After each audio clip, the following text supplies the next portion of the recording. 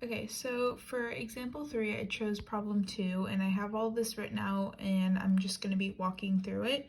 So with this equation, you're just going to be factoring out x squared minus 9, and with that, you're going to do the difference of two squares, which makes it the x minus 3 over x plus 3 and x minus 3. And since there's two x minus 3's, you can cancel them out, and that makes it 1 over x plus 3, which gives you a translation already, which will be left 3.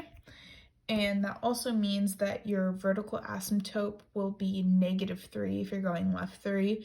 And then that makes the horizontal asymptote y equals 0. And so since the vertical asymptote is x equals negative 3, the domain cannot be negative 3, or for the domain x cannot be negative 3, and then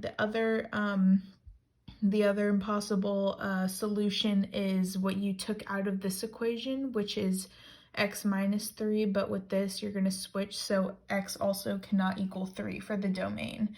And then for the range, since the horizontal asymptote is y equals 0, y cannot equal 0 for the range. And then when getting this solution, you're going to add this and the other thing, and it'll be 1/6, so y cannot equal 1/6.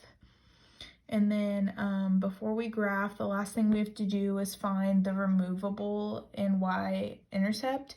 And finding the removable is just what you took out of your equation in the first place. And then for the y-intercept, you just plug 0 as x, and 0 plus 3 is 3, so it'll just stay as 1/3.